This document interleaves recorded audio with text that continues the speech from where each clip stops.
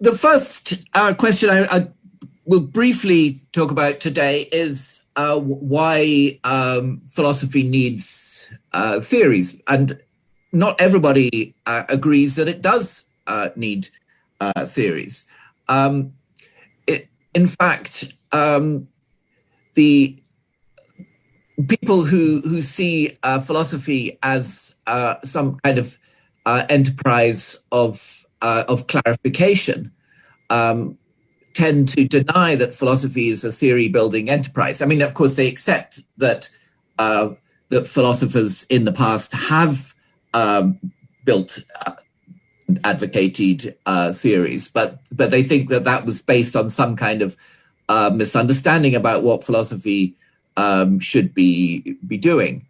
And so if you just think that philosophy is to do with clarifying matters, then there just seems not to be a role for such constructive theories, or so it might seem. But actually, in lecture 3, I was arguing that the need for philosophical clarification, like the need for other kinds of clarification, typically arises in a theoretical context, or unless it's something more practical, which is another matter. But if we're thinking about philosophy as a theoretical, as an enterprise that is not purely practical, then the need for philosophical clarification is going to arise because of the theoretical context that we're in. And I also argued that the clarification of fundamentals is often best achieved through giving a theory about them, so that as with theory construction is not and clarification, they don't have to be rivals. In fact, building the theory is actually, in some circumstances, the best way of giving a clarification. And the example that I was using there was the case of set theory, where we're not giving anything at all like a definition of the fundamental terms of set theory, but we're rather giving the general basic principles about sets on the basis of which we're going to be reasoning. But I think there's a more basic reason for theories in philosophy, which really just bypasses the issue of the role of clarification, which is, remember in the first lecture, I was pointing out ways in which philosophy arises from our natural curiosity. And our curiosity leads us to ask various questions. But the answers to these questions are going to have to be theories. I mean, the kind of definition that you might get from a dictionary would not be what the question is really asking for. And so for example, if we're asking the question, what is justice? A very old philosophical question. Then to answer it, we're going to need a theory of justice. That's just what the kind of answer that the question requires will be.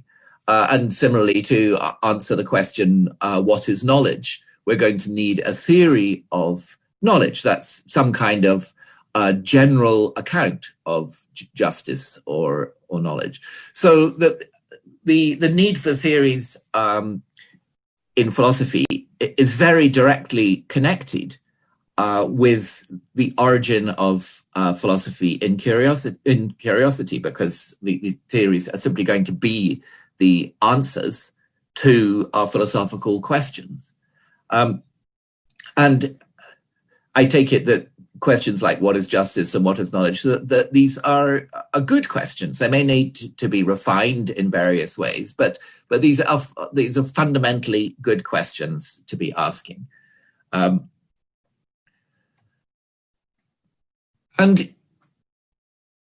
even when philosophers give what's called an analysis of something, like, for example, an analysis of knowledge, such as knowledge is justified true belief. Of course, we know that's an incorrect analysis, but it's still an analysis. I think what they're most naturally understood as doing is giving a really simple theory of knowledge, a simple answer to the question, what is knowledge? And in that respect, it's not so different from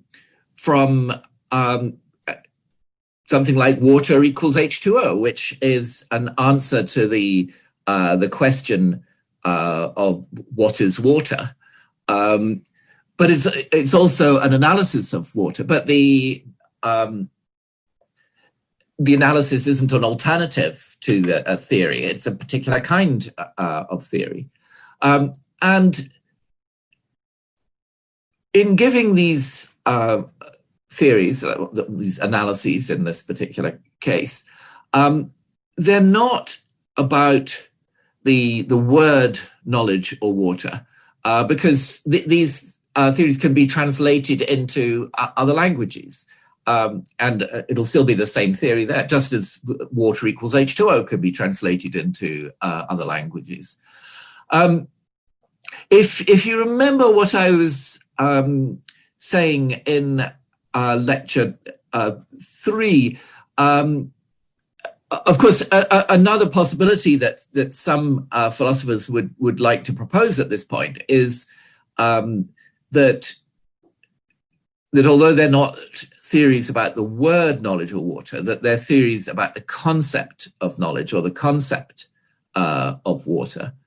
Well, I think, of course, in the case of water equals H2O, it's very obvious that that's not a theory about the concept of water, or at least it's not an analysis of the concept, because you can have the concept of water without understanding anything about hydrogen and oxygen. But people sometimes thought that in the case of something like knowledge is justified true belief, in the case of a philosophical analysis, it could be understood as an analysis of the concept.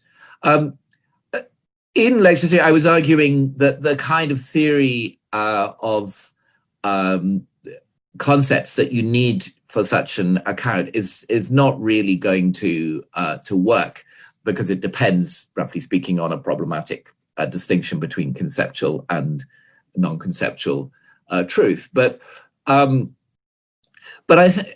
think it's also, in a more straightforward way, it's fairly clear that when the main reason for asking that question is not a reason which would be answered by talking about the concept of knowledge, because the concept of knowledge, however exactly we explain it, has something to do with the way in which we think about knowledge. But when somebody asks what is knowledge, they're not assuming that we're already thinking about knowledge in the right way. They're allowing that we might be thinking about knowledge in some very confused way, and so that they as a way, if we were to talk in terms of concepts at all, they might say that perhaps our present concept of knowledge is very bad. But what we really need to do is understand knowledge itself. And in fact, that knowledge itself is something that is a much more generally interesting topic to ask about than the concept of knowledge, because knowledge is so fundamental to the relation of any being with a mind to its environment. So what are called philosophical analyses, I take them to be most naturally understood as simply theories about the thing itself, about knowledge itself or justice itself, and not about words or even concepts. Of course, the fact that we have, from Edmund Gettier, counterexamples to the knowledge is justified true belief, understood as an identity, shows that it's a false theory. And if there were a true analysis of knowledge, it would be a true theory of what knowledge is. Now, of course, I don't want to suggest that all philosophical theories are analyses. So, for example, theories of sets in mathematics, they're not analyses of what it is to be a set. They do not provide, and they don't attempt to provide, necessary and sufficient conditions for something to be a set. But they do tell us quite a bit about sets. And in the case of as it were, a more mainstream philosophical question, the theory that knowledge is unanalyzable is a theory of knowledge, but it's obviously not an analysis of knowledge, because if it were an analysis of knowledge, it would be completely self-defeating. And I take it it's not self-defeating to suggest that knowledge is unanalyzable. In fact, I think in some fundamental way, it's true. So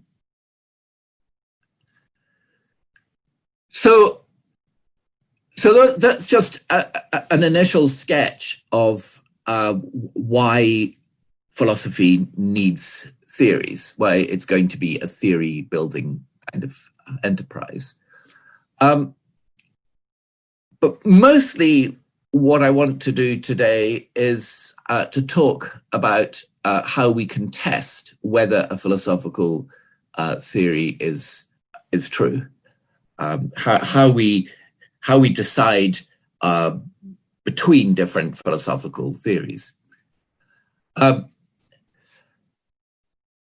So given that, as I've been suggesting, that a theory is an answer to a question, then the natural way to test a theory is by comparing it to other answers to the same question. So, as it were, we want to find the best answer to that question. And so that's going to mean that the testing of philosophical theories is naturally understood as comparative. We're taking the available theories and asking which of them is best. So, for example, normally a theory of knowledge is an answer to the question, what is knowledge? So we assess it by comparison with other answers to that question. In other words, other theories of knowledge. I mean, you could have a theory of knowledge which was addressed to some other questions about knowledge, and then if that was if those were alternative questions about knowledge, if those were the ones we were interested in, then we would compare the theory to other answers to those questions. And it's important to emphasize that this comparative aspect of theory assessment is common to philosophy and natural science. It's not some distinctive feature of theory assessment in philosophy. And in fact, it's going to be common to a very wide range of inquiries, because inquiries are understood as attempts to answer a certain question.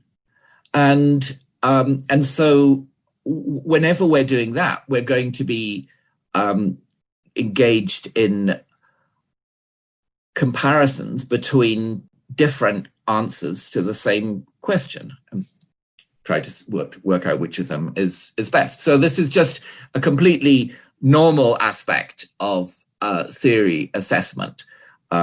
It's not something that's special about philosophy.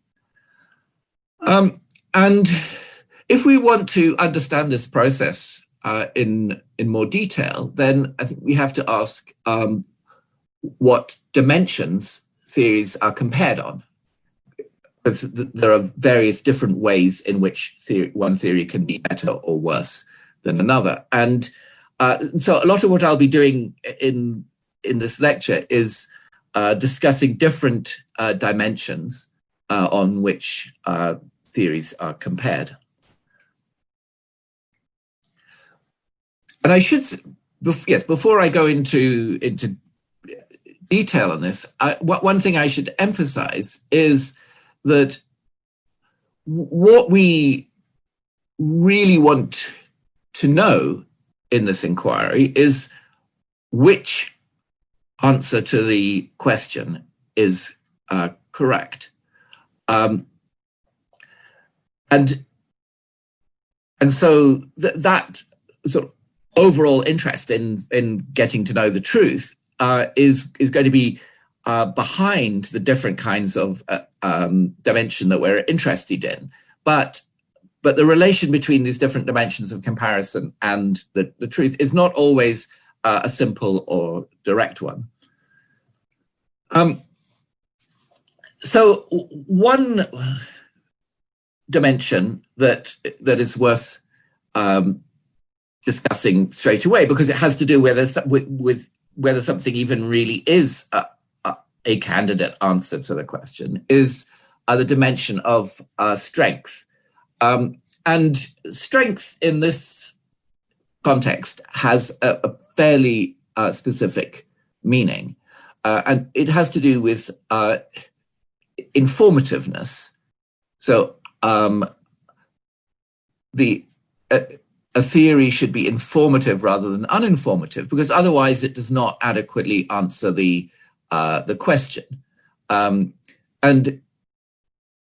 just as a simple non-philosophical example of that would be if you ask when does the lecture start, and somebody answers that it starts sometime in the year 2020. I mean, that may be true, but it's uninformative to the point where it may not really be in the context an answer to the question at all, because the question may be asked with some kind of background conditions on what level of informativeness will count as answering the question at all. So, well, just to give a trivial example, in the case of philosophy, if somebody put forward as a theory of knowledge just the claim that knowledge is knowledge, that would be true, it would be correct, but it would be uninformative, and it would surely not count as an answer to the question, what is knowledge, of the kind that met the sort of implied conditions in the context for that question. And so an informative theory is called strong because it says a lot, and an uninformative theory is called weak. It says little. It's just worth remarking that in some ways, this use of the word strong and weak is kind of the opposite of what you might expect, because it's the strong theories that are in most danger of being refuted, because they say so much that it can easily turn out that what they say is not all correct. Whereas the weak theories, the uninformative ones, because they say very little, they may be relatively safe, as in the case of knowledge is knowledge. And so strength doesn't mean that that they're particularly safe from refutation. And it kind of means the opposite. It's just strong in this very specific sense.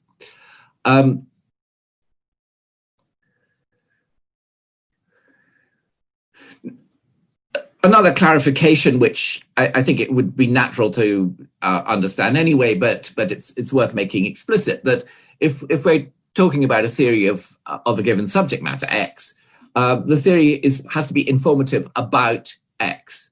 And so if you just add a whole lot of irrelevant information to a theory, that doesn't make the theory better as an answer to the question that we started with, because the irrelevant information doesn't give us a better answer to that question. And so in what follows, we're just going to be not considering irrelevant information. And so all the kinds of comparison we're talking about and so on will be with respect to relevant information. And that, as I say, that's probably what you would have assumed anyway, but it's worth saying. And, well, as I've already indicated, strength isn't by itself, as it were, particularly conducive to truth. A theory can be strong, but false. I mean, the theory water equals carbon is strong, but false. It's highly informative because it sort of says a lot, but what it says is wrong. So we're not looking at strength as something that by itself makes a theory more likely to be true, and in fact, if you think in terms of probability, the stronger we make a theory, then other things being equal, the less probable it will be. But we need the strength partly, just in order to answer the question, but also because certain other kinds of virtues of a theory that we'll discuss later on require the theory to be quite strong. And so there is a kind of an underlying tension between the advantages and the costs and the benefits of strength, which comes out in various ways, and which can become quite acute sometimes when we're thinking about these issues in a probabilistic context. But I'm not going to say very much about that today. And again, I want to emphasize that the role of strength in philosophical theories is very similar to its role in theories in natural science and elsewhere. This is not something that is special about or exceptional about philosophy. So one quite helpful way of thinking about strength is that strength has to do with excluding many possibilities. As it were, the more you say, the more possibilities you're excluding. And so a strong theory excludes many possibilities, whereas by definition, a false theory excludes the actual possibility. And I mean, that makes it very vivid why the strength is not in itself particularly conducive to truth. Indeed, it's more conducive to falsity. So this way of thinking in terms of possibilities is helpful, although, as we'll see, it can be a bit misleading in some ways. So we shouldn't take these possibilities too seriously, and in particular, these possibilities may not be metaphysical possibilities. So in mathematics and in philosophy, often the questions that we're asking are ones where whatever the right answer is, it will be a necessary truth. When we're asking what is knowledge or what is justice, we're not asking for contingent facts about knowledge and justice, such as how much knowledge or how much justice there is in a particular society. We're asking for the nature, the necessary nature of these things. And that means that, in a sense, from a metaphysical point of view, there is only one possibility, which is the true one. And so any alternative answer to those questions, any false theory of justice or of knowledge, is actually going to be impossible, because it will contradict the nature of knowledge. And I mean, you could talk about these possibilities as epistemic possibilities, although even there, the notion of possibility, it can be misleading, because even if we're talking, I mean, the way many people think about epistemic possibilities, and in fact, the way that's best understood, that if you have two logically equivalent statements, then they will exclude the same possibilities as each other. But they will also include the same possibilities as each other.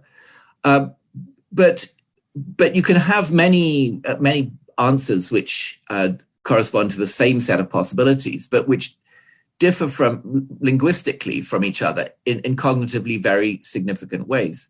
For example, in mathematics, it may be that ultimately some true mathematical triviality, like 2 + 2 = 4, is actually logically equivalent to some very, very deep and difficult theorem of mathematics, such as Fermat's last theorem, which took hundreds of years to be proved. And so if we think about what possibilities are being excluded, in a way that way of thinking doesn't really work very well once we have to take seriously the fact that we don't always realize the logical consequences of a particular statement, and that's true in mathematics, but it's also going to be true in philosophy, and so this talk of excluding possibilities, I think we could just regard it as a kind of helpful, idealized toy model of a messy cognitive reality, where what we're dealing with often are things which appear to be possibilities, but are not genuine possibilities. Maybe not even genuine epistemic possibilities, because it might be that although they appear to be possible, they're in fact excluded logically by things that we already know. And we could also talk about different answers to the same question, as to think of these possibilities as just kind of options on a menu or something like that. But in a kind of picturesque way, this idea of excluding many possibilities, of excluding regions of logical space, is quite a helpful and vivid way of thinking, even though if you push it too hard, it doesn't work perfectly. But I think it's as long as we're aware of its limitations, it can still be a useful heuristic, if you like, for thinking about the issue of strength. And so I'll continue to talk in these terms for a bit, but with that kind of health warning about the limitations of this way of thinking. So one obvious thing to say is that strength comes in degrees. So it's not just that there's a binary distinction between strong and weak. There's a scale of weaker and stronger. And roughly speaking, in this heuristic way of putting things, the more possibilities a theory excludes, the stronger it is. And of two strong theories, one can be stronger than the other. One can exclude even more than the other does. Now, there's a very specific way in which a theory can be too strong. So if we take an inconsistent theory, one that in some way implicitly contradicts itself, it actually excludes all possibilities. And because it excludes all possibilities, it is technically, it counts as maximally strong. But of course, assuming that we think that we're accepting classical logic where the truth must be consistent, an inconsistent theory is terrible from our point of view because it can't be true.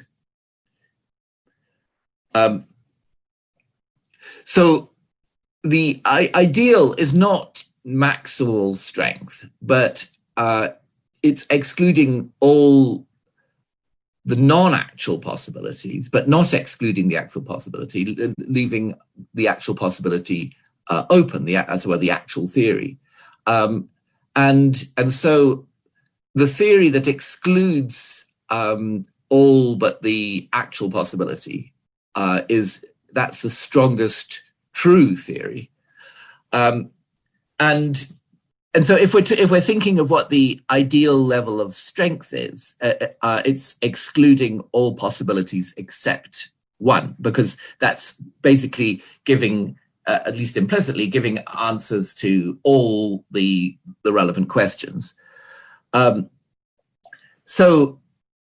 theories that attain that optimal level of strength, they're the strongest consistent theories. And in logic, those theories are of great interest, especially if you're concerned with things like completeness proofs, and they're called maximal consistent theories.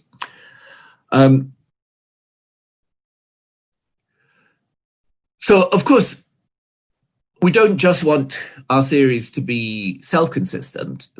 We also want them to be consistent with our evidence. And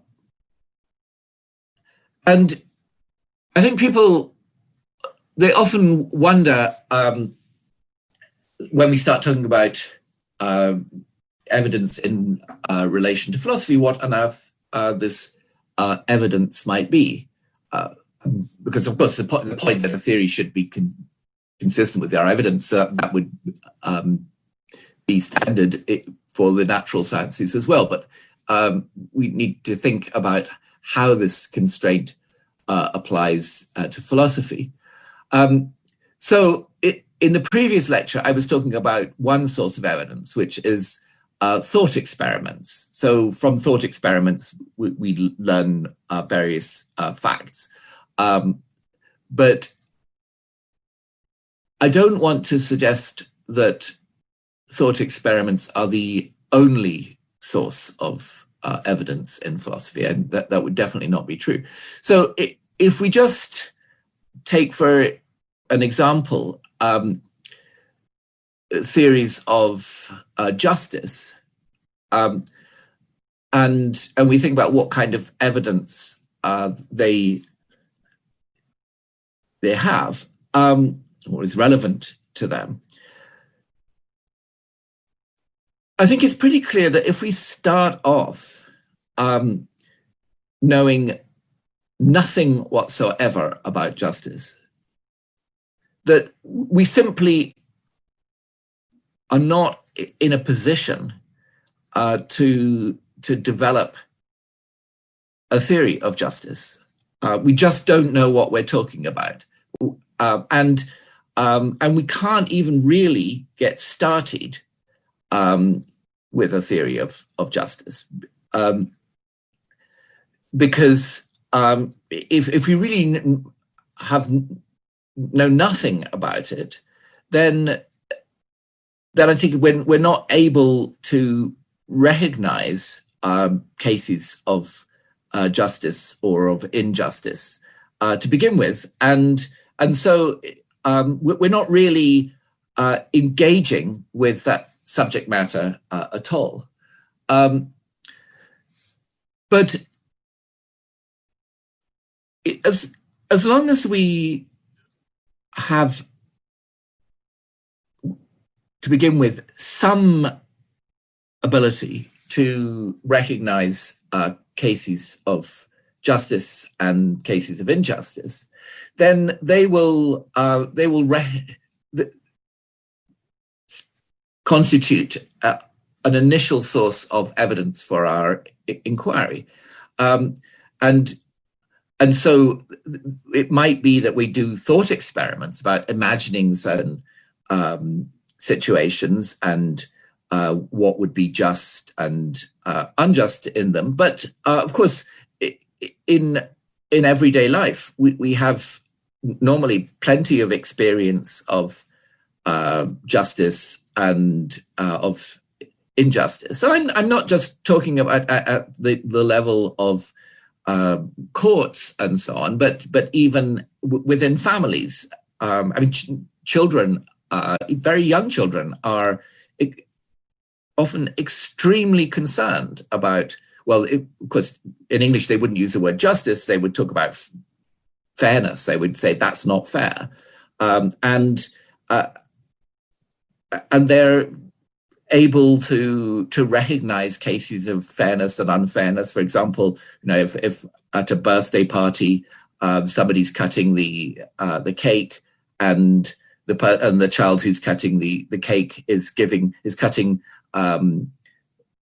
much bigger slices for their friends than for the other children, then it's quite normal that children recognize that as a case of unfairness and I think fundamentally of injustice, and so, as it were, both through thinking about hypothetical examples, in particular in thought experiments when it's done elaborately, and in thinking about real life cases, we're making a lot of judgments about what's just and unjust, and those judgments, I take it that in many cases they are knowledgeable. They express knowledge that something is just or unjust, and therefore, given the equation of our knowledge with our evidence,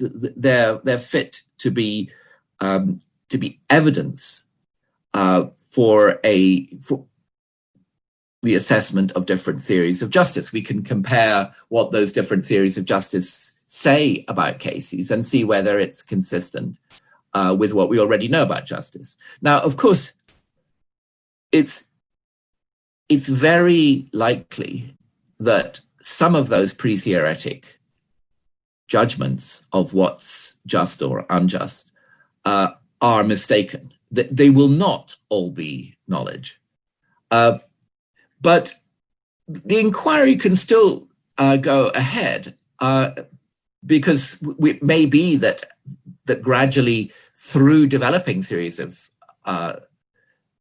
justice, that we come to recognize that some of the judgments that we started with were incorrect. But that is only another manifestation of something that I was emphasizing from the beginning of these lectures, which is the fallibility of all sources of evidence. And what would not work would be if we started by making a whole lot of judgments of what's just or unjust that were simply unrelated to what really was just or unjust. I mean, if our initial judgments were so wildly off, then we couldn't expect that we would arrive at a correct theory of justice, or even that an approximately correct one or even tending to that way. I mean, we would be completely in the dark. But as long as we've got, to begin with, some capacity for recognizing cases of justice or injustice, in other words, for coming to know that certain cases are examples of justice or examples of injustice, then the fact that our judgments of those matters will not always be knowledge is not something that's too problematic. I mean, again, just to make the analogy with the natural sciences. So if our sense perception was completely unrelated to what was actually going on in the external world, then we would not be really able to get natural science started, because we just wouldn't be in touch with what we were trying to theorize about. But in fact, we could hardly even ask the questions in the first place. But the normal starting point for natural science is that we are in a position to know quite a lot about our environments, but we also make various kinds of mistake, because we're subject to various sorts of perceptual illusion and so on. So as long as we have a capacity for perceptual knowledge, the fact that it's fallible, that we will also make some false perceptual judgments, is something that science can deal with by eventually rooting out the fallacious judgments. So we don't need to start with any kind of infallible capacity, but we do need to start with a capacity that has, some reasonable power of getting us knowledge about particular cases. And then once we can recognize particular cases of justice and injustice, then that's already a basis for a theory of justice to be tested against. We can see whether it's actually consistent with this kind of knowledge that we already have of justice or injustice in particular cases.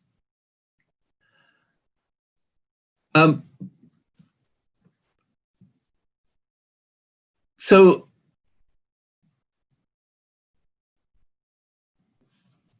one very straightforward aspect of this requirement of consistency with the evidence is that because all evidence is knowledge, and knowledge requires truth, all evidence is true. And so a theory inconsistent with some evidence is false, because all truths are consistent with each other. So the requirement of consistency with evidence is a completely natural one, given that evidence has to be true.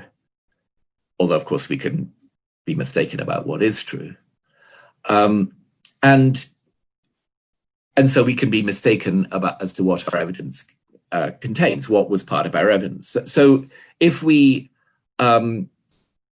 misjudge pre-theoretically some example and take it to be an example, let's say, of justice, when in fact it was an example of injustice, then our original judgment that it was a case of justice, we'll be taking the content of that as part of our evidence, but it's not really part of our evidence because it's false. It's an illusion that it's part of our evidence. And one way in which we may end up discovering that it was false and so not part of our evidence is through formulating more general theories about justice. So what we're talking about is a self-correcting kind of inquiry where lots of mistakes are made along the way, but there's a mechanism for correcting them. And that's exactly the same in both philosophy and natural science.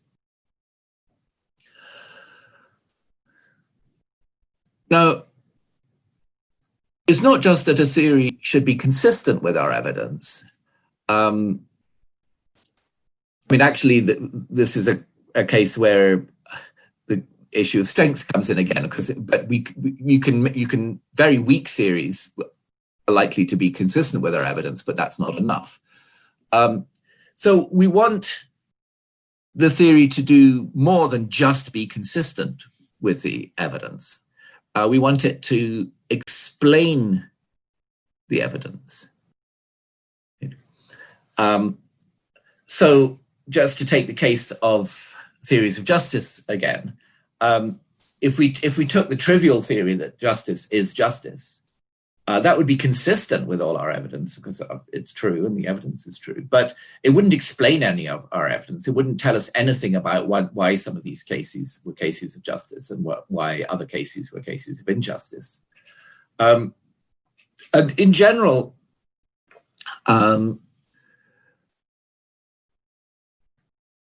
if our evidence is telling us that some relevant fact holds, then we would like our theory of the subject matter to explain why that fact holds. And these desiderata, these, as it were, things that we would want for evidence, they're the same in natural science. There's nothing distinctive about philosophy here.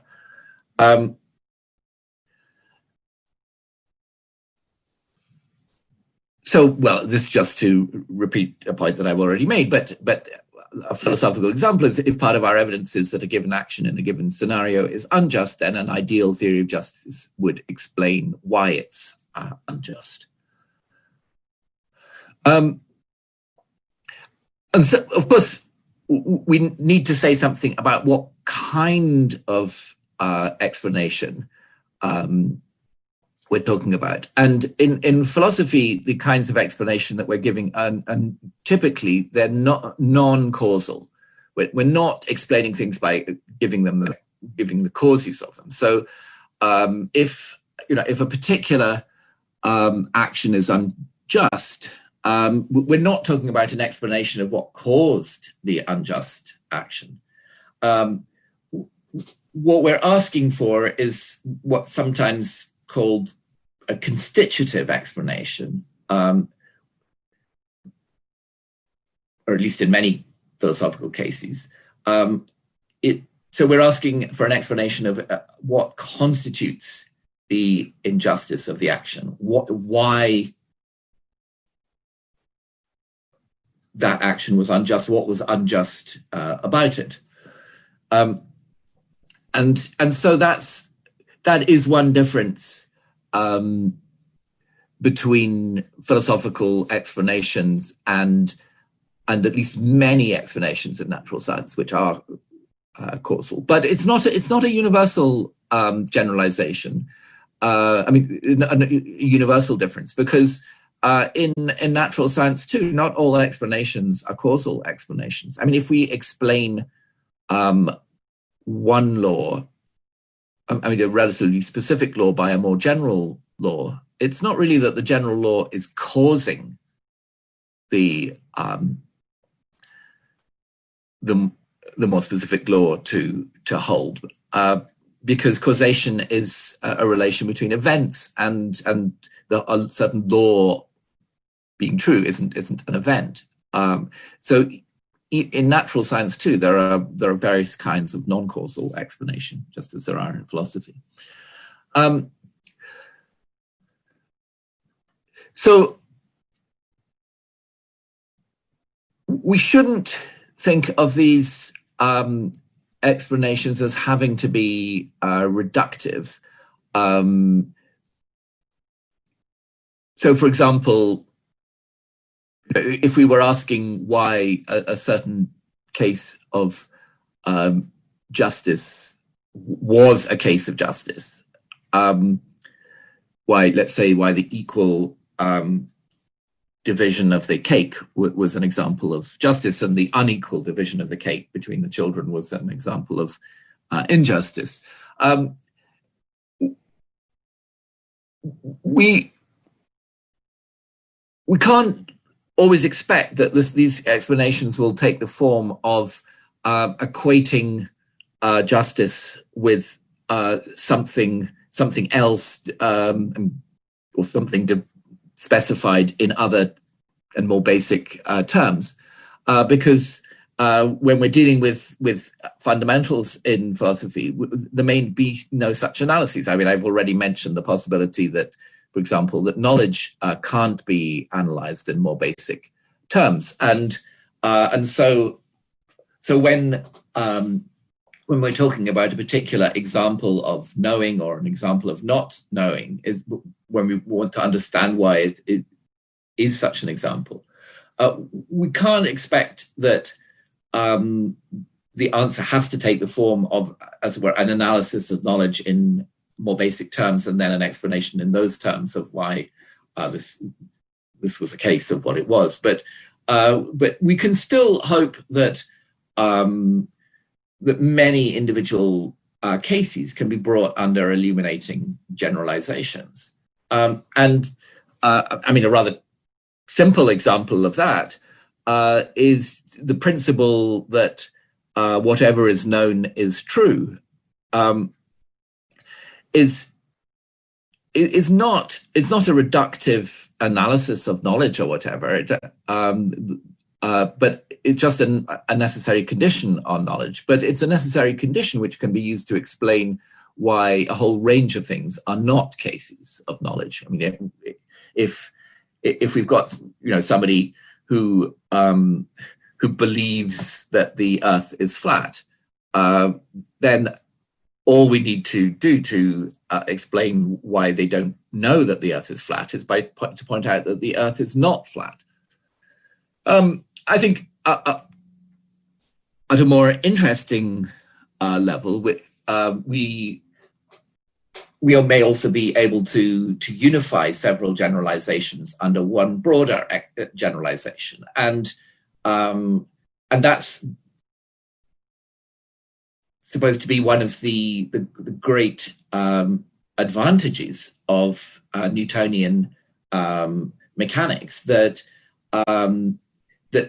it unified the laws of terrestrial and celestial motion. In other words, before Newton, there were already some laws of motion on Earth, and there were also available laws of the motion of the planets and so on. But what Newton did was to bring both sets of laws under generalizations which covered both, and I think that kind of unification is a very satisfying kind of explanation of lower level laws, which can happen in the natural sciences. But I think it's also, in principle, something that we may be able to do in philosophy as well, that we may be able to group together a whole lot of apparently disparate phenomena under much broader generalizations.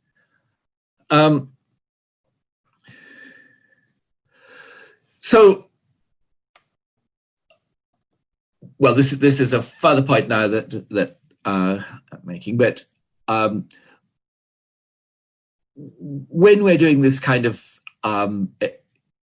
comparison in respect of explanatory power in assessing theories, what we're doing is looking at the explanatory power of different answers to the same question. And I mean, that's important because some questions are more susceptible to very strong sorts of explanation than others. So that, I mean, the kinds of explanation that are available in natural science, it may be that we can't get explanations that for example, are as mathematically rich as some of those explanations in physics. But but what we should be doing when we're thinking about philosophical explanations is not so much asking whether they're as good as ones in natural science as asking which of the ones that are available for the given question is the best. So, because in some cases, we may be dealing with areas where the quality of available explanations is not as high as in others, perhaps because the phenomena are messier. So what I've been talking about is related to a very common pattern of argument in natural science known as inference to the best explanation. And so roughly the idea is of the available theories of the relevant topic, we're going to accept the one which best explains our evidence. And this is quite similar to a kind of argument that Charles Sanders Peirce calls abduction. I mean, some people claim that there is a significant difference between inference to the best explanation and abduction, but maybe there are some subtle differences. But the extant attempts to explain what the difference between them is are not very satisfactory. So it's not clear to me that these are very different phenomena. And I think the general sort of account that Peirce gives of abduction can be applied in philosophy. So I'm going to be using the latter term. But as I say, I think a lot of what's going on is very similar to what happens in inference to the best explanation, and perhaps that term is equally applicable to at least many of the philosophical examples.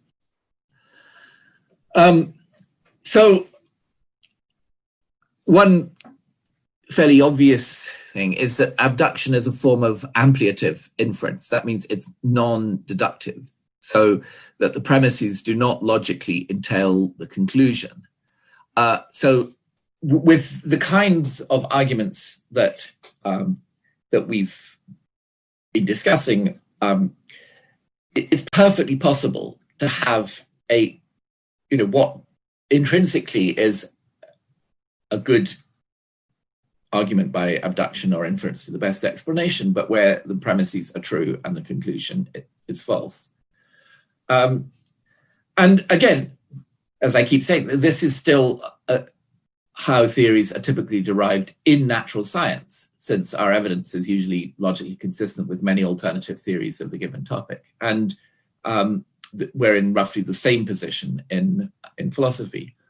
So, for example, I mean, suppose that our evidence for a theory of justice consisted of the fact that we looked at many particular cases where the question of justice or injustice arose, and we recognized in each of these cases whether it was a case of justice or of injustice. Those data do not uniquely specify a single theory of justice. There are many theories of justice which would agree with that evidence about those particular cases, but then diverge on some further cases. And so what I want to insist is that abduction is as legitimate in philosophy as in natural science. There's no reason for thinking that it would be okay in natural science, but not okay in philosophy.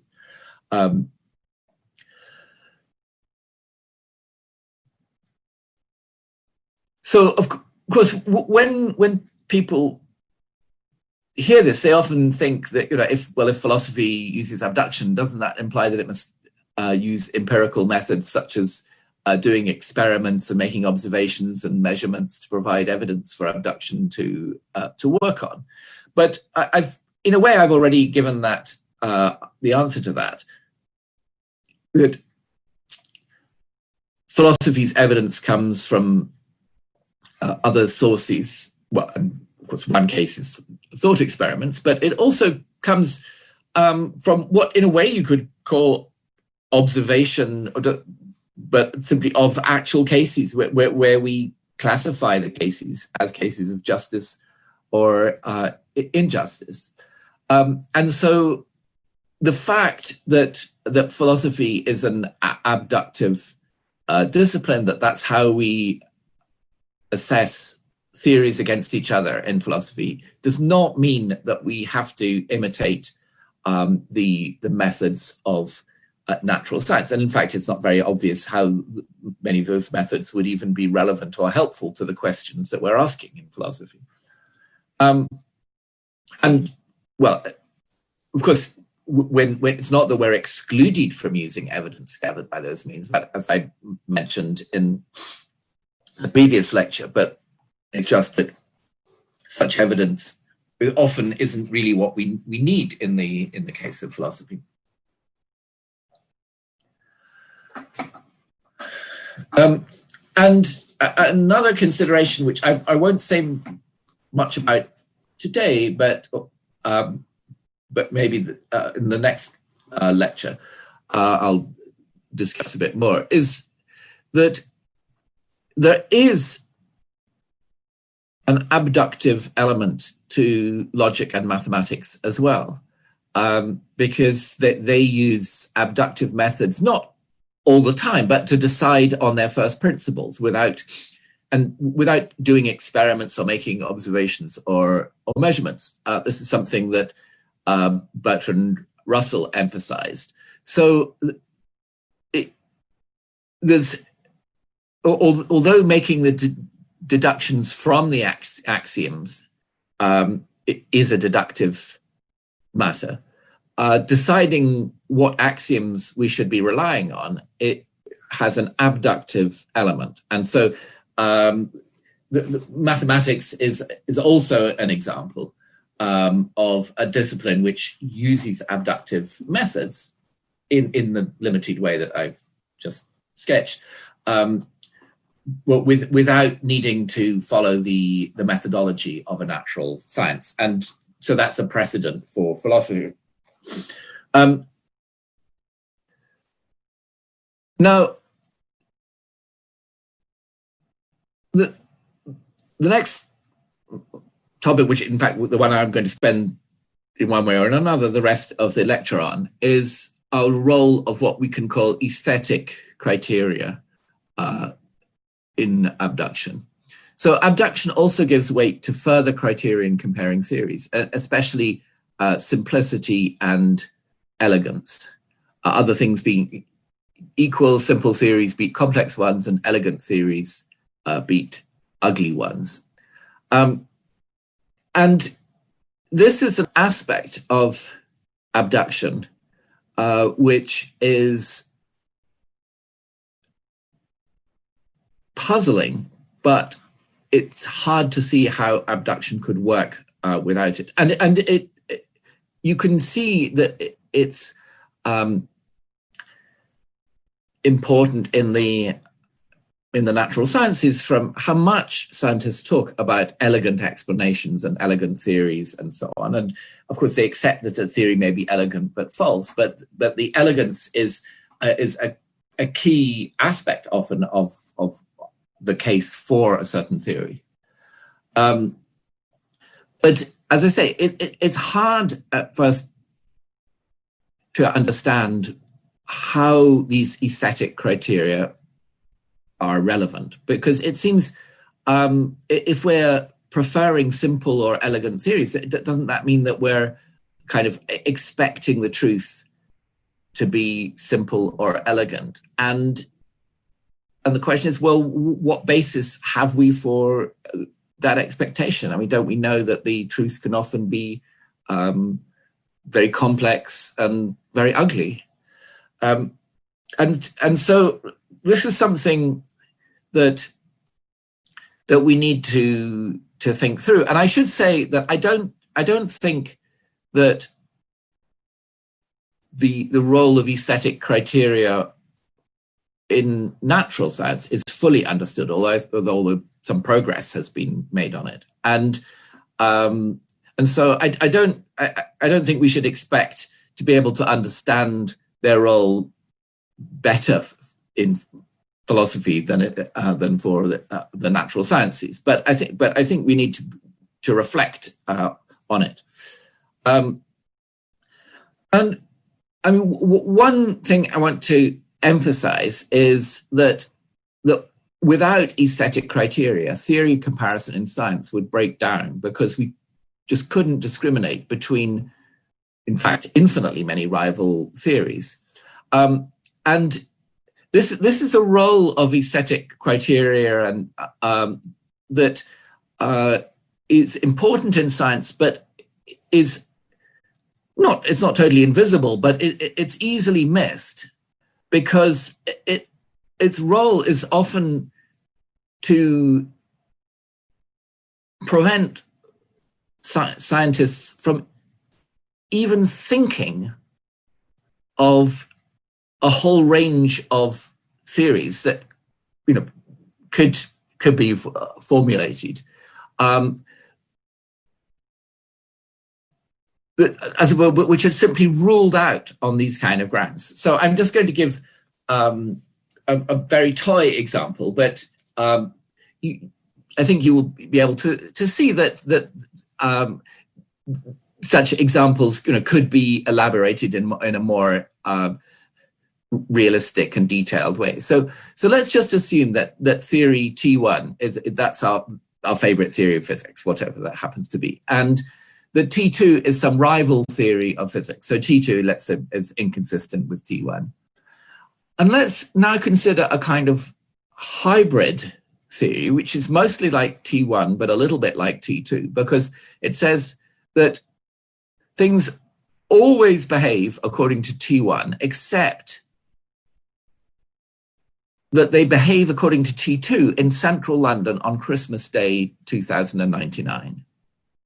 I mean, you'd have to say something about exactly what happened at the borders between that region of space-time and the rest. But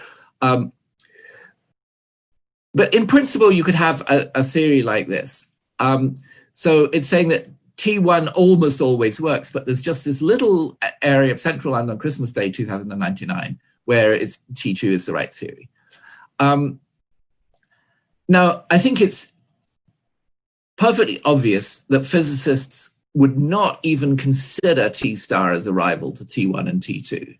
And if someone put forward T star, this hybrid theory, as a rival in a conference or something, they would just be laughed at, and nobody would take them seriously. No journal would want to publish this, or except as a joke, and so on. And yet, it seems that T star fits our evidence as well as T1 does, because they only diverge in the future.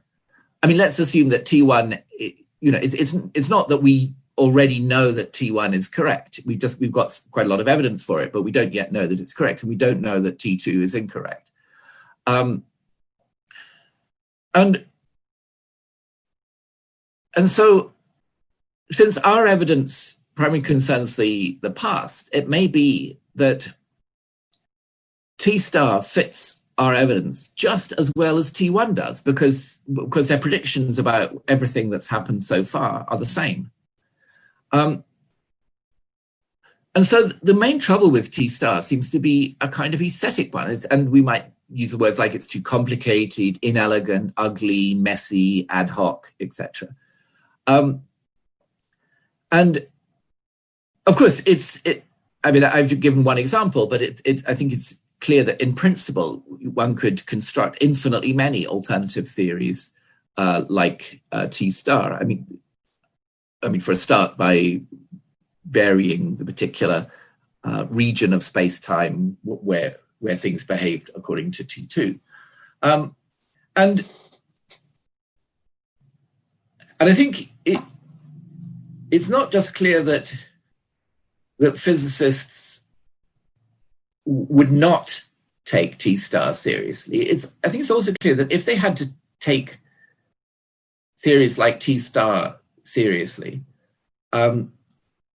then physics would find it very hard to make progress because there's just an infinite variety of these theories which are not yet eliminated by our evidence.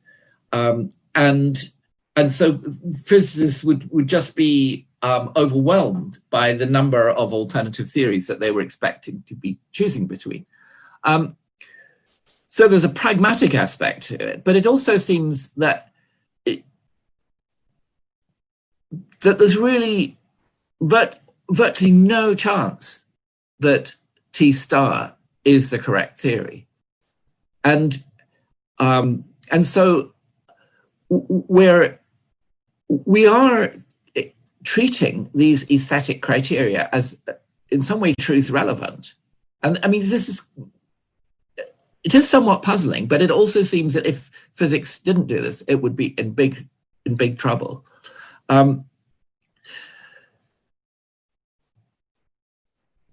And I think if aesthetic criteria play this useful role in natural science, I don't see any reason why they shouldn't play a similarly useful role in philosophy. Of course, you could wonder whether there's actually a similar problem of proliferating rival philosophical theories. But I think it's clear that there is. So let's take theories of mind-body relations, which there's a paradigm of philosophical theories. So let's suppose that T1 is our favorite theory of mind-body relations, and T2 is a rival theory of mind-body relations, and we don't yet know which of those is correct. And then T star in this variant case would be the theory of mind-body relations, on which things always behave according to T1, or not just behave, but T1 is correct of mind-body relations, except for Central London on Christmas Day 2099, where mind-body relations are like T2. So if, for example, if T1 was some kind of mind-body identity theory, and T2 was dualism, it would be that the identity theory was between mind and body was correct everywhere and at all times, except for there was this little blip of dualism in Central London on Christmas Day 2099. I've written physicists would not even consider T star as a rival to T1 and T2, but that should say philosophers. I mean, something like T star would not be a serious alternative theory of mind-body relations, even though it may be just as consistent with our evidence as T1, particularly because T1 and T star diverge only in the future. And again, the trouble with T star seems to be aesthetic. It's just too complicated, inelegant, ugly, messy, ad hoc, and all those sorts of things. And again, in principle, it's obvious that infinitely many alternative theories like T star could be constructed. So it seems to me that philosophy is in fundamentally the same position as physics when we think of cases like this, that in both there is this infinite proliferation of alternative theories, which are as consistent with the data as the normal theories, but which are not even considered by philosophers because of their, it seems, aesthetic vices. And it's kind of puzzling why those aesthetic defects should rule them out, but it seems very, very plausible that they should, and it also seems that we would be in big trouble if we had to take all such theories seriously. I want to discuss some ideas that Malcolm Forster and Elliot Sober put forward about the role of simplicity. I don't think that these are ideas that would fully explain the role of simplicity, but I do think that helpful in understanding one role of simplicity, and they're interesting because they apply to philosophy as well as to natural science, and this has to do with a problem that is recognized in the natural sciences, called overfitting.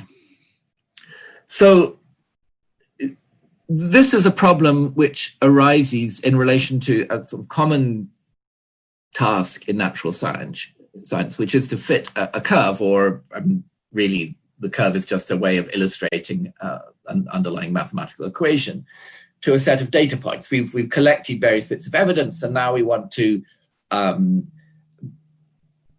explain them by postulating a certain law or equation relating these different variables.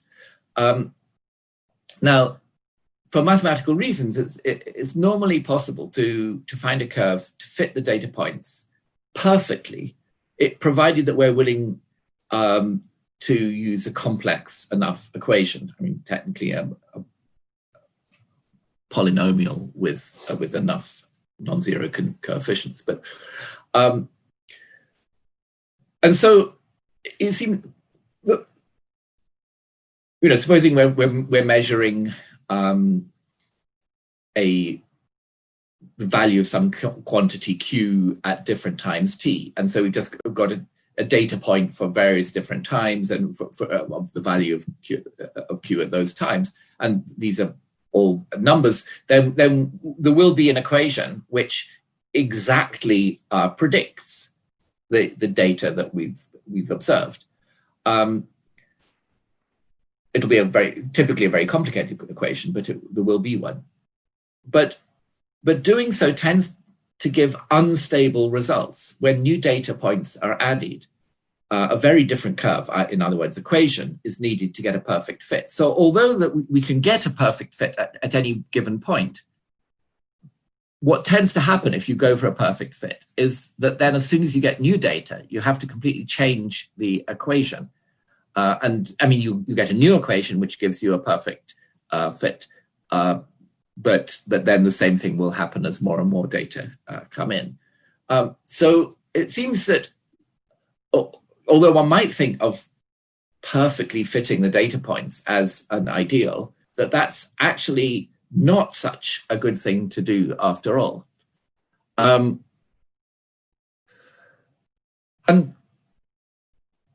it seems that what goes wrong is that perfect fitting makes the curve sensitive to even very slight inaccuracies in the data. So in a certain respect, it's this kind of perfect fitting is paying too much respect to the data and not recognizing that there may be inaccuracies in the data. And so the overfitting is this phenomenon of fitting your curve too closely to the data and then getting this instability as a result of the inaccuracies in the data. And so in practice, allowing some trade-off between goodness of fit and simplicity of curve gives more robust results because it smooths over slight inaccuracies in the data. So if we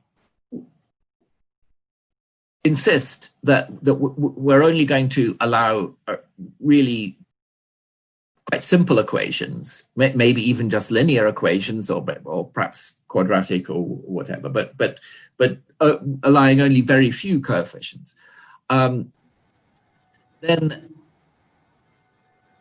we can, that will, although the fit at any given time will not be perfect, we have a much better chance that we'll be able to stick with that same equation as new data come in. And again, it still won't be a perfect fit, but we will get an approximate fit that is robust, that survives the introduction of new data. Whereas if we insist on a perfect fit, we don't get that robustness. The equations that we work with constantly have to keep being changed. And this is as it were, the problem of overfitting and the use of relatively simple equations to deal with it. That's something that scientists have encountered in practice. This is a recognized problem with a certain type of methodology that gives too much weight to the evidence, paradoxically. So the question is overfitting a problem in philosophy too? Because if it is, then that would help explain in the same kind of way why simplicity can play a useful role in philosophy that isn't just to do with, as it were, arbitrarily cutting down the number of alternatives that we consider. So I want to suggest that overfitting has in fact been a problem in philosophy, but one that has not been widely recognized by philosophers, although it should have been. So I think a case where it's arisen is in research programs in analytic philosophy of analyzing all sorts of things that we're interested in, like knowledge, causation, free will, justice, and so on. And just to keep things simple, we can think of the data points as being supplied by thought experiments that tell us that you have knowledge in this case and not in that case, or justice in this case and not in that case, and so on. And then the proposed analyses played the role of the curves or equations. So in practice, what happened was that the analyses typically became more and more complicated, inelegant, ugly, messy, ad hoc, as more and more thought experiments were considered.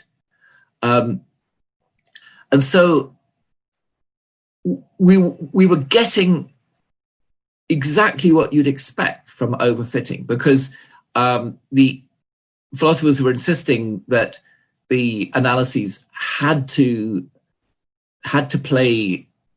I mean, they had to predict the results which we pre-theoretically gave about all these cases of, whether they were all, which were cases of knowledge and which weren't.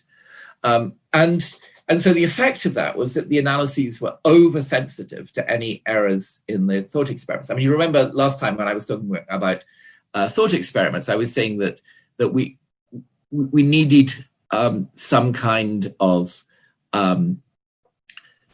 method that wasn't beyond the method of thought experiments to help us catch any kind of systematic errors that were being made in the thought experiments itself. Not errors that were the result of some kind of individual failure, but errors that had to do with some glitch or bug, if you like, in the human cognitive system, which might easily be just the result of some kind of reliable but not perfectly reliable heuristic that we use for making the judgments in thought experiments.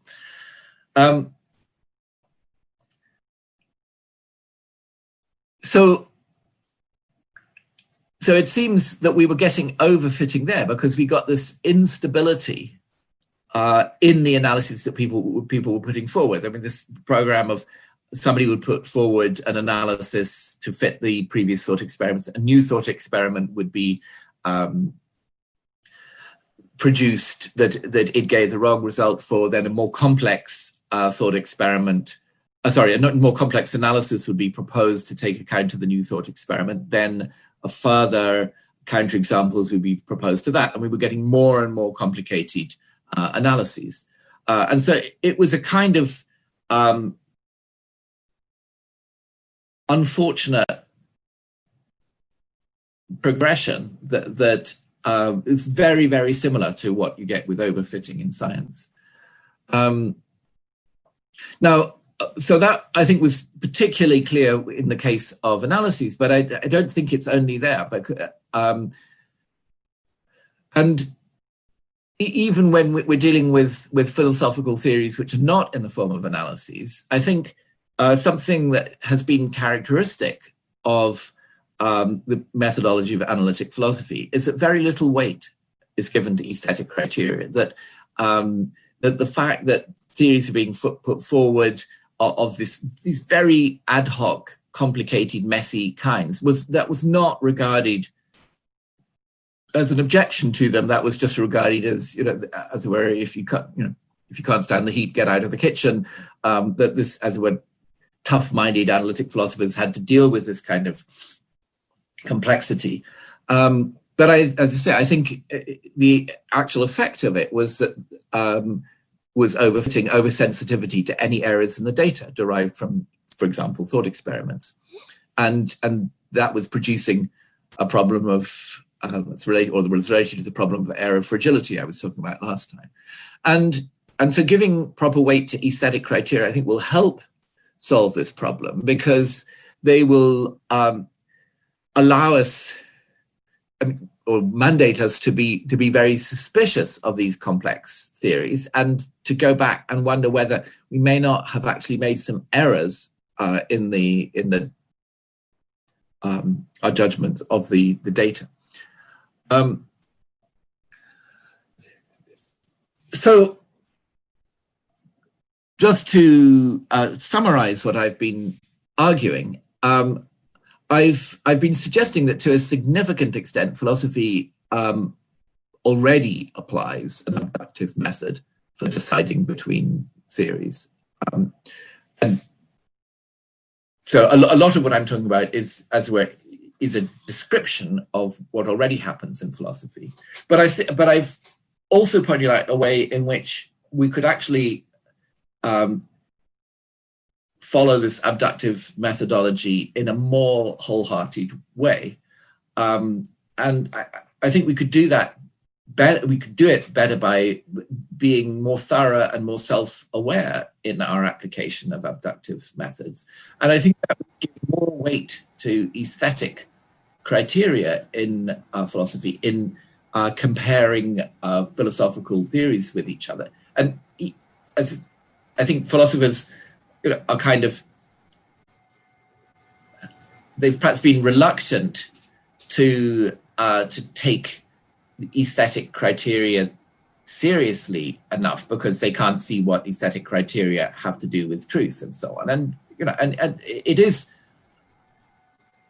I mean, that's something that one can respect, in the sense that that we do not yet have a full understanding of the role of the aesthetic criteria. But I think it's also pretty clear from the case of the natural sciences that they do have an important role in theory comparison, and that if we don't use them, we're going to get into trouble. And I think philosophers have been sometimes going wrong by not applying these aesthetic criteria in the way that they should.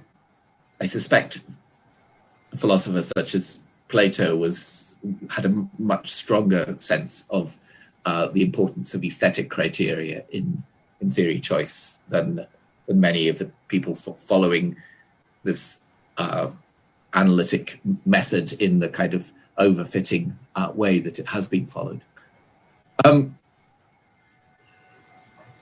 So now just to look forward to lecture 6, which I think will be in 2 weeks' time, if I'm not mistaken. So often when you look at descriptions of philosophical method and philosophical argument, they suggest that we're using a deductive rather than abductive methodology. And often when analytic philosophers talk about their attitude to philosophy, they emphasize the need to produce arguments for everything you say, and often you see that they're thinking of the arguments as primarily deductive argument. And I think those descriptions of philosophical method are very unhelpful because they don't tell us how the premises of the deductions are obtained. And they also don't tell us how the deductive rules of inference are obtained. So far, I've been playing down the role of deduction in philosophy, but I do think that, in fact, deductive logic has an important role in philosophy. And in the next lecture, I'm going to explain how deductive logic fits into an overall abductive methodology. Thank you. Thank you for inviting me to respond to Professor Williamson's lecture on theory comparison in philosophy. For the next 11 or so minutes, the main aims of what I'm going to do is just raise a few questions and comments, mainly for clarification. I agree with quite a bit of what Professor Williamson says, but I want to press a few things. So one of the first questions I want to ask is, what exactly is a theory? I think perhaps we could get a little bit more clarity about this. He has said quite a bit. So one of the things he said is that a theory is an answer to a question, and then he compared it with analyses and with definitions and explanations. On that first one, I'd like to first give a little suggestion.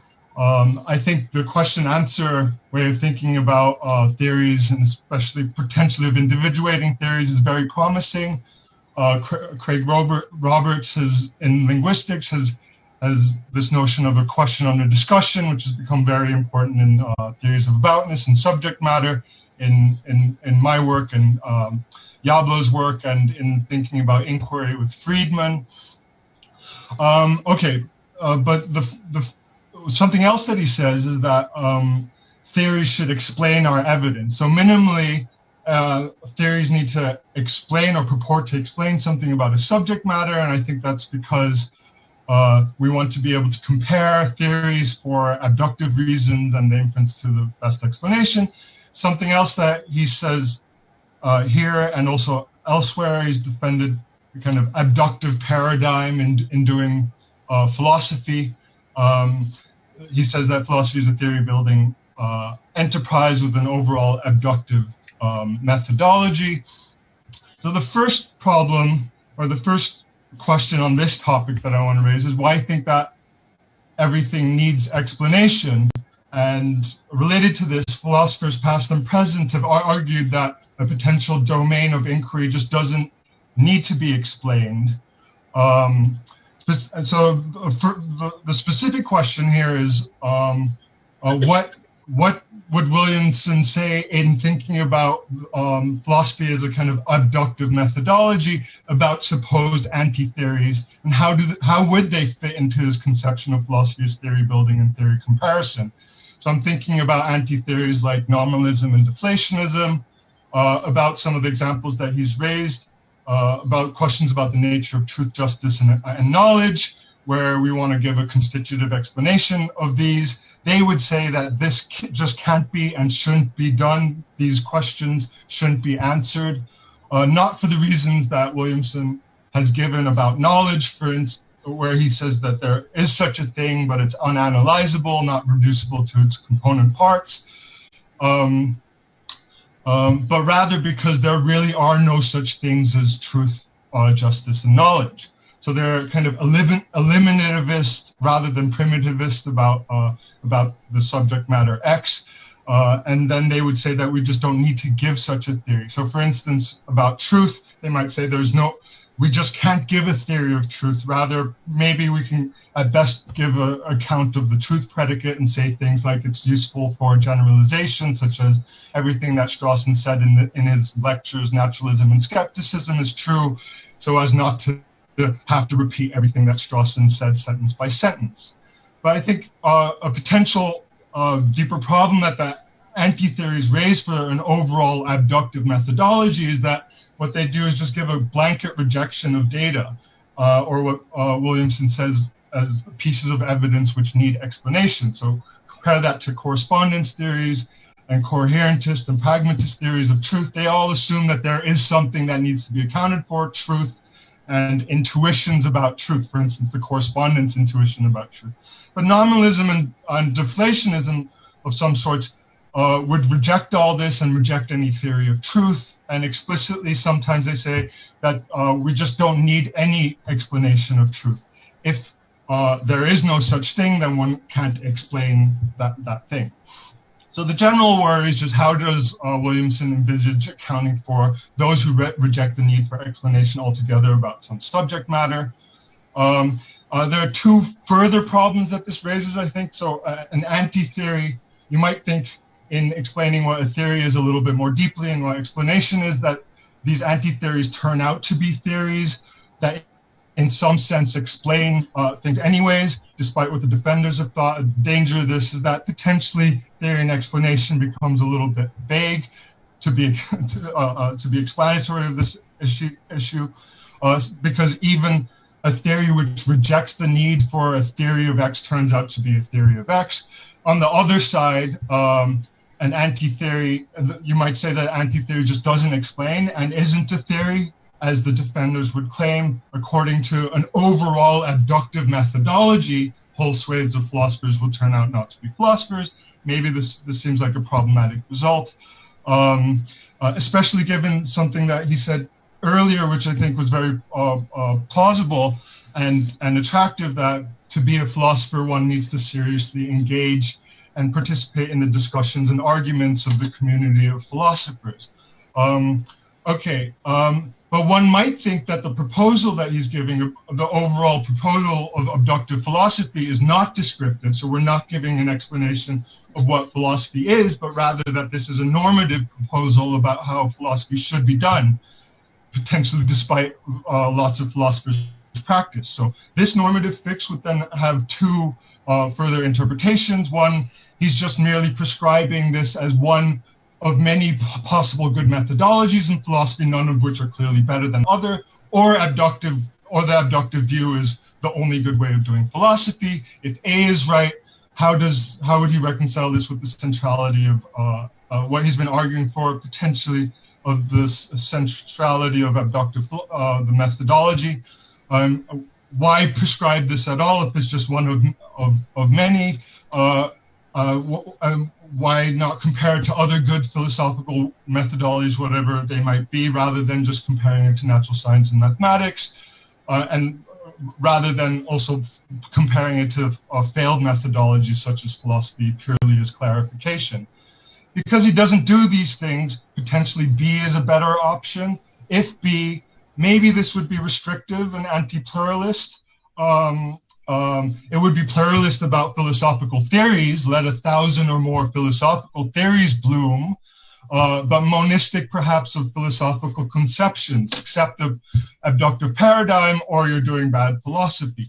The problem with B is that it would dismiss from the outset perfectly respectable and good philosophical views, such as nominalism, deflationism about truth, and various kinds of eliminativism, either as bad philosophical views because they don't propose to explain anything, or bad philosophical views because they're not theories at all and don't fit the abductive paradigm.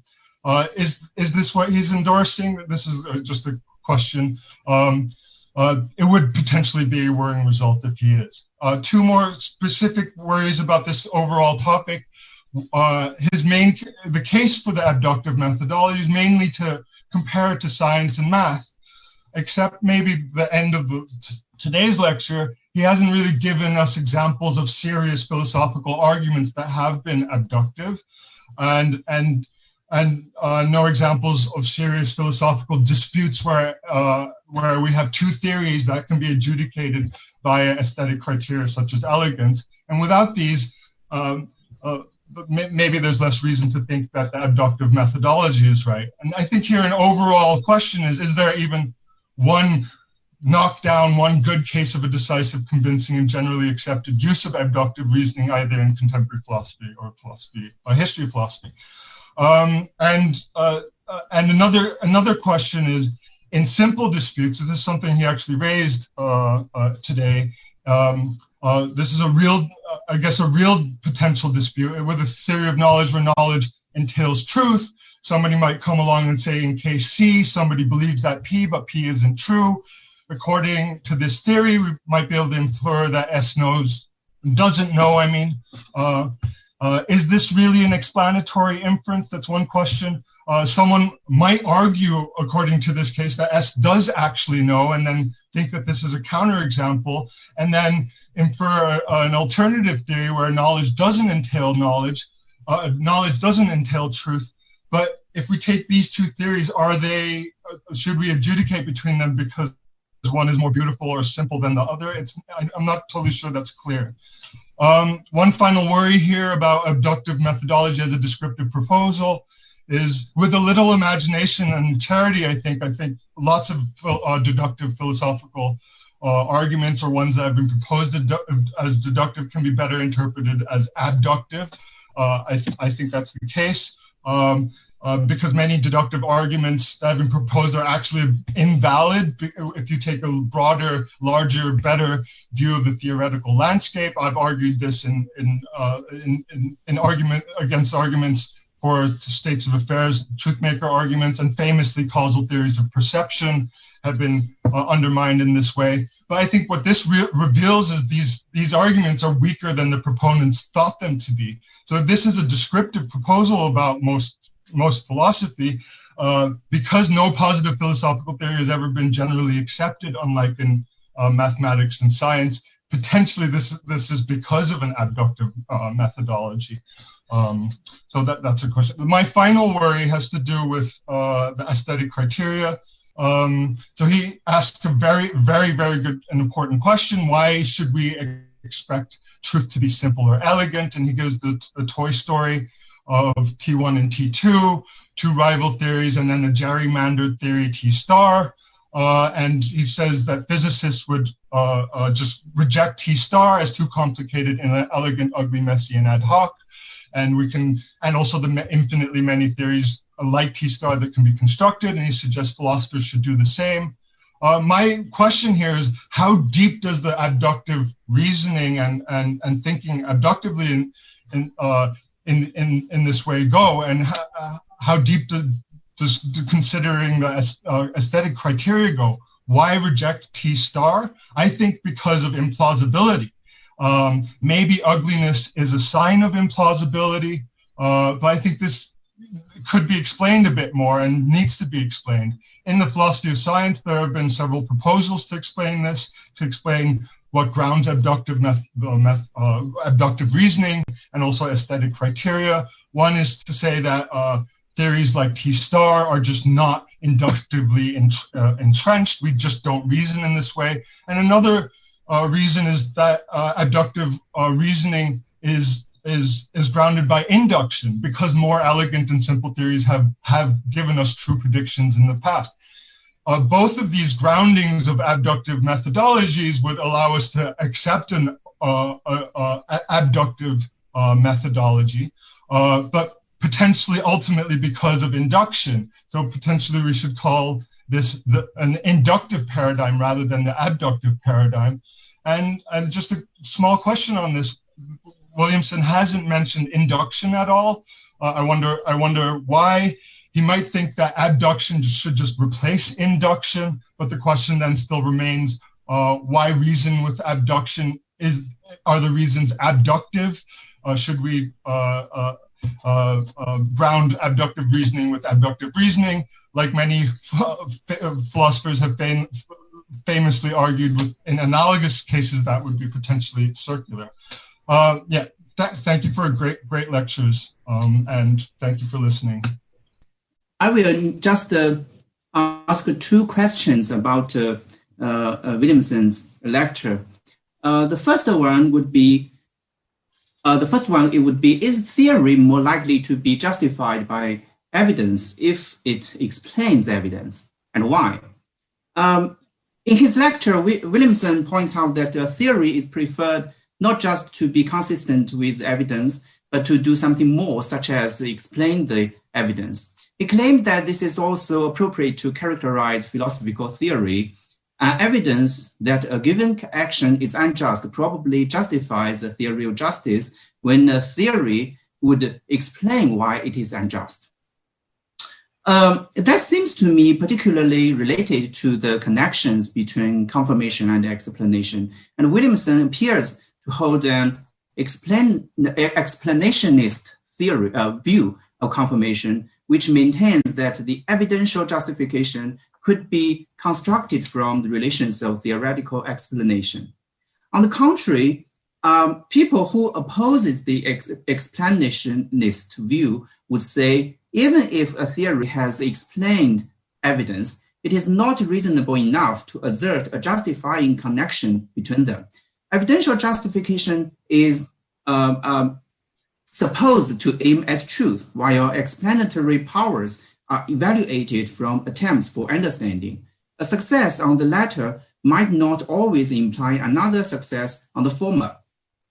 For instance, I can say, suppose I attend to a magic show and I'm attracted so much by what the juggler has done. After backing home, I decide to figure out how the juggler realized those seemingly impossible things. And I can manage to realize the same thing by myself, just like trying my best to resolve a puzzle. Though the juggler's magic show has been explained by my resolution, it may still not have justified to say that the juggler was doing just as what I have found. Even if my resolution makes the juggler's work more understandable, this success cannot exclude other possibilities, which was true for the juggler's way of magical show.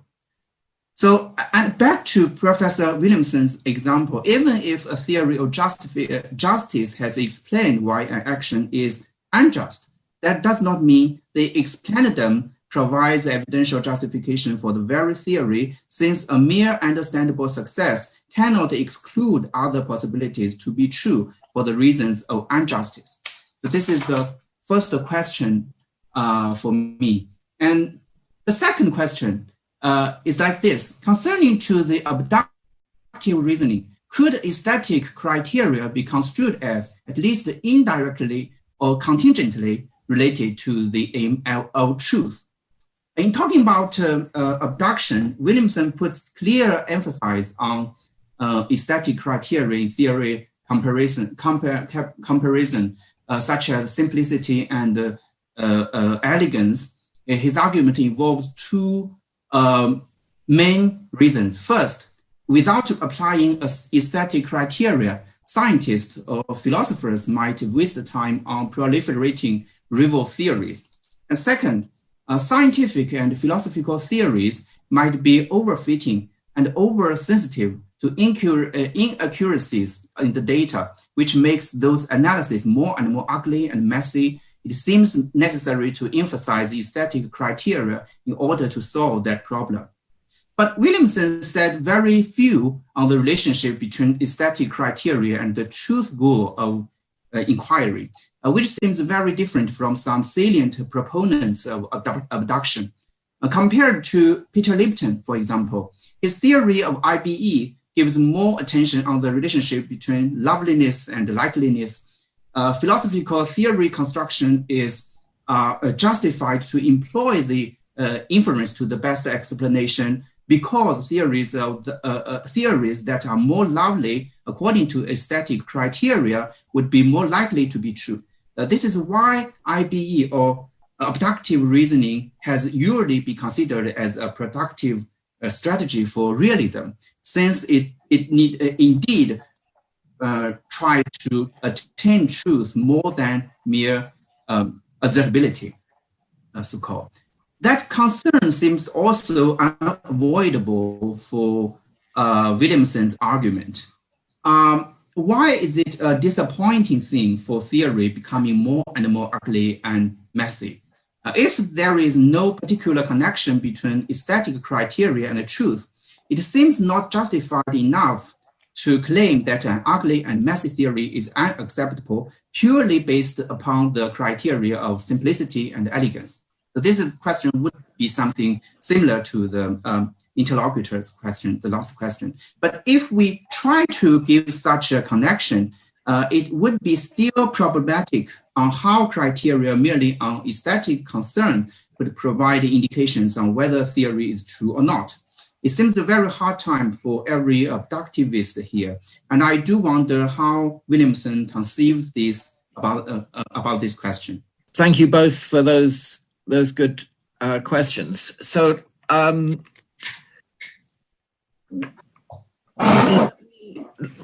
start by replying to Arthur Schipper's questions. And so there was a lot in what he said. I may not manage to answer everything, but so he was, one issue that he was pressing was what to make of theories which are not explanatory, and he was offering nominalism and deflationism as examples of that. So, of course, there's a sense in which you could say that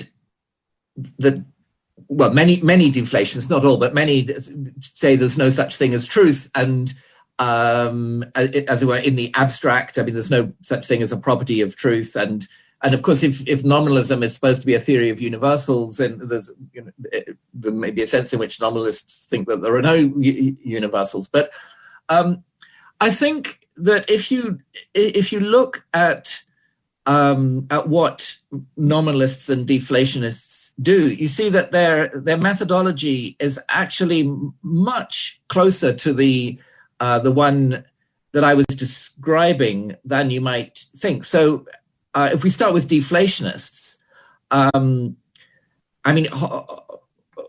Horwich, he's written Paul Horwich at NYU, he's written a book called Truth. So he obviously thinks that in some sense the word is meaningful. And if you look at what he's doing in that book, he's putting forward a very simple theory. Well, I mean, I think the natural thing to say is a theory of truth, but if we want to avoid the abstract noun, I mean, it's a simple theory of how truth predicates work, and a lot of what he's doing in that book is in fact offering explanations of various things that people have noticed about the way truth talk operates, and showing how they can be explained in line with his deflationist account. And so he goes through a large number of phenomena, e.g., about phenomena about the role of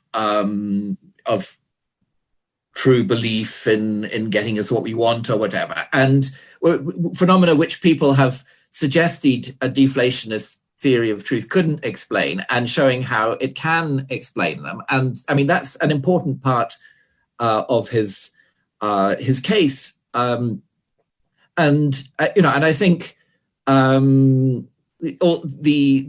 simplicity of the deflationist account is another part of what deflationists find attractive in the view. And in the case of nominalists, well, I mean, of course, in the Middle Ages, nominalism was, you might think of someone like William of Ockham, who of course gave his name to Occam's razor. Which an Occam's razor, I mean, not multiplying entities without necessity. It's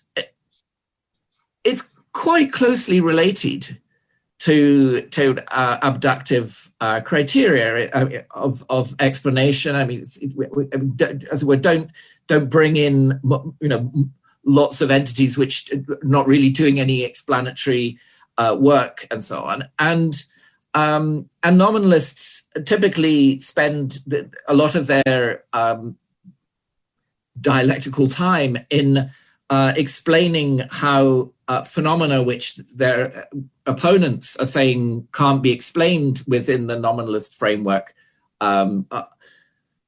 can in fact be explained. So they're on the one, I think both with nominalism and with deflationism, they're putting forward a simple view that, as it were, has some of the typical abductive merits, and then they're showing, or at least attempting to show, how it can explain a large number of the phenomena that have been treated as relevant for assessing theories of that matter. So I think that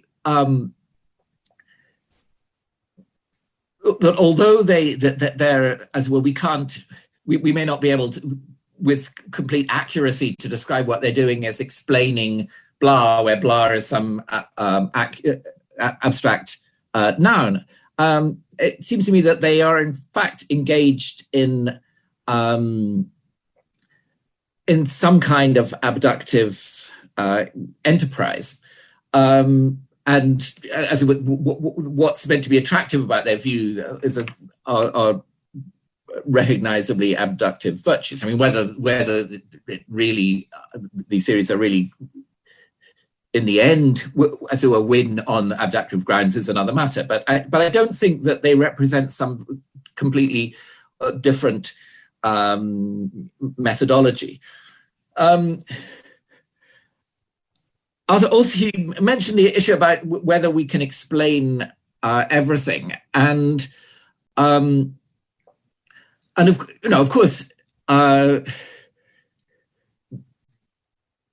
any explanations come to an end, and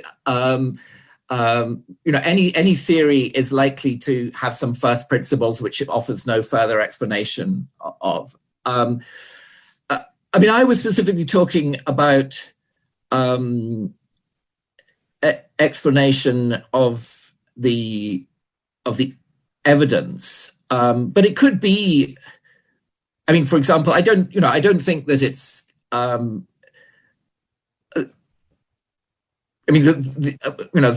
part of our evidence might be that there is something rather than nothing, and it's not out of the question that that's something that can't be explained. So I don't think that it's, as it were, that we simply eliminate a theory which isn't able to explain everything. It's that the more a theory can explain, the better, other things being equal. And so that's still not it's not completely uncontroversial. There will be people who simply reject the explanatoriness as a relevant criterion, and I certainly wouldn't want to say that they're not philosophers. I think if they may be very recognizably philosophers, and so I don't think that the fact that somebody is rejecting the abductive methodology means that they're not a philosopher. I also think, in principle, you could have a natural scientist who rejected abduction. I doubt that they would be very good at the job, but they doesn't mean that they wouldn't count as a natural scientist. So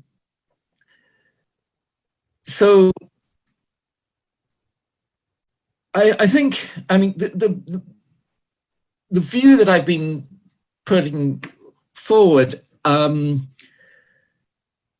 is to some extent a descriptive one, and I think that that really an awful lot of the history of philosophy has in fact been to do with people putting forward theories on fundamentally abductive grounds. But of course, they weren't saying I'm using abduction here or something like that. Or, but it's equally true that in the natural sciences. People follow an broadly abductive methodology, I take it, but they don't describe what they're doing as abduction or inference to the best explanation. But I mean, they will sometimes point to ways in which theories are explanatory or are simple or the opposite. And I think that's what you find in the history of philosophy. And so, in particular, I was suggesting even that the cases which were proposed as ones of people not following, as well, ideologically not following an abductive methodology like nominalism and deflations, in fact, that is what they're doing. And yeah, oh yes, and I mean, the issue was raised about what counts as a theory, which I wondered whether to say something about that. But I think, I mean, if you look in philosophy of science, I mean, often, the traditional definition of a theory, or in logic, was just a set of sentences closed under logical consequence. And of course, that covers an enormous number of cases. I don't think one should be too restrictive about what counts as a theory. I mean, the term itself is not very informative. I mean, often something, a speculative hypothesis will be called a theory, so that a speculative hypothesis about who killed JF Kennedy or something that will be regarded, maybe called a theory. I don't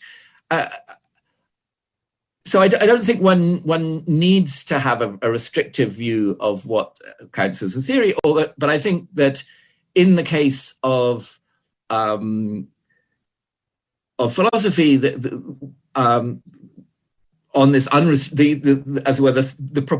hypotheses that have been put forward do have this theoretical character, and that you see in what are called theories in the natural sciences. I mean, they're very general. They're somewhat abstracted from the level of the initial bits of evidence that they're based on, and so on.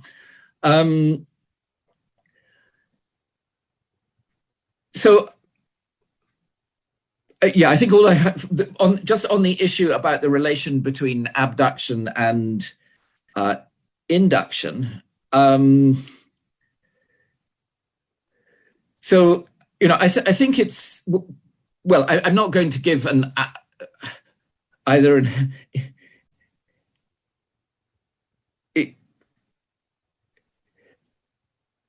yeah, I mean, it's not that I'm proposing some strange justification of abduction in terms of induction or in terms of abduction. I mean, I think that, well, I think one thing's what maybe worth saying is that if you think about very early ancient Greek philosophy, I think it's pretty clear that people were already moved by abductive criteria at a time when abduction did not have an impressive track record. So I don't think that, as it were, in abduction is something that we accept on inductive grounds. But I do think there is some subsequent inductive evidence in its favor. But I think abduction is something that's probably pretty much hardwired into us, but I certainly, I'm not offering that as a justification for it, and I think there's a limit to how far justification can be taken. There's a lot. Yeah, sorry, I've been going on a bit too long, so I should stop there and say something in answer to. Well, this is going to be a terrible mispronunciation, but Xu Zhu's questions. So on the first question, part of what was being raised was a challenge, as I understood it, about different aims for inquiry, with a contrast between truth and understanding. And the suggestion was that maybe some inquiries are aiming at understanding but not at truth. Now, so that isn't how I understand the relation between truth and understanding at all. So if we're aiming at truth, I think really what we're aiming at is we want to know the truth, and so knowing the truth is in effect what we're aiming at is knowledge. So it would be a contrast between knowledge and understanding. But if you're giving the example of somebody doing magic tricks, and then we were working out, well, we wanted to understand these tricks. I think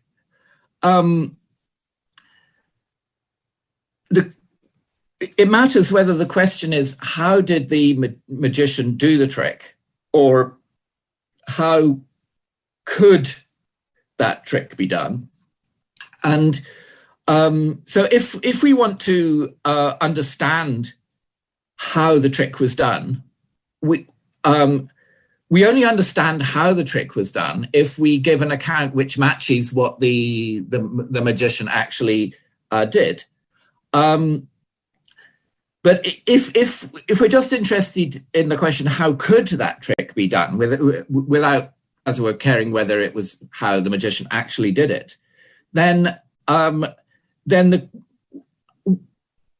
it doesn't matter whether the way that we produce corresponds to the way that the magician actually did it. But that's not because truth doesn't matter. It's just because the question is different. And so what we're interested in basically is giving a true answer to the question, how could that trick be done?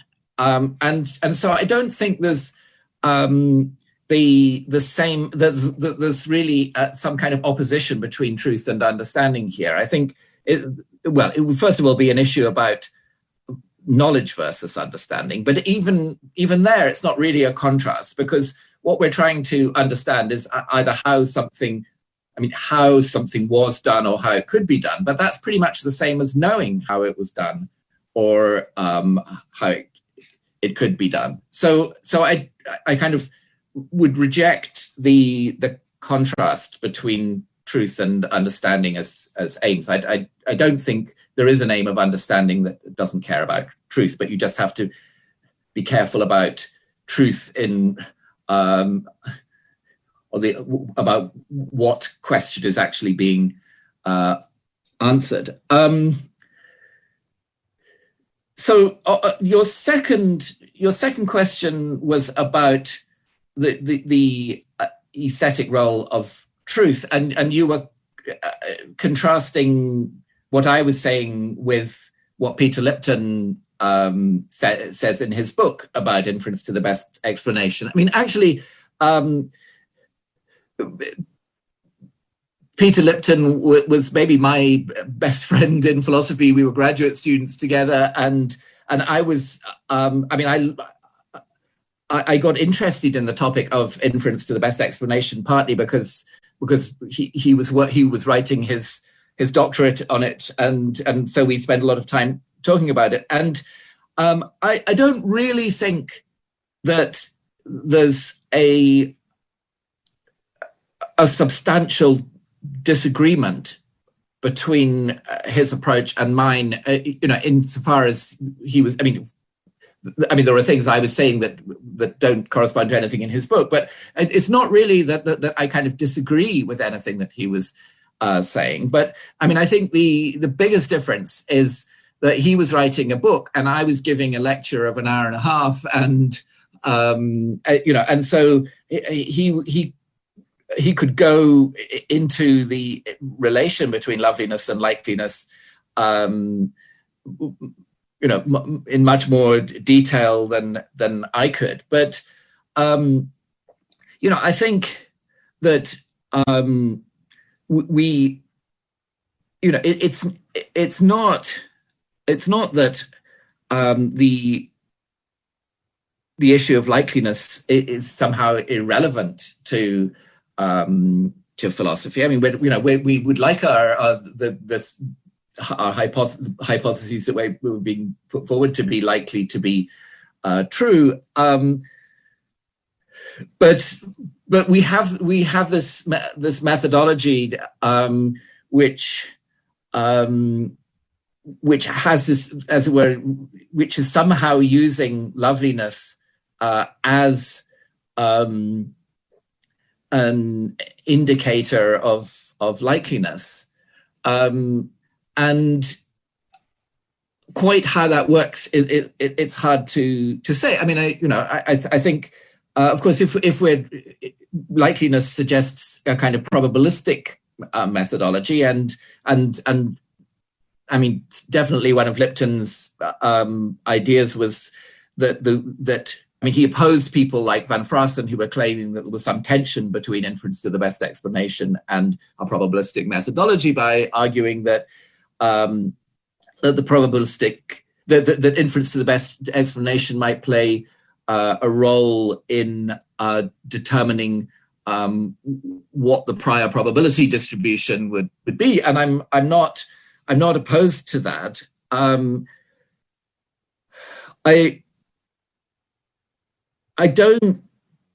don't find the probabilistic framework terribly helpful for discussing philosophical methodology, because we're so far from being able to put probabilities on the hypotheses that we're talking about.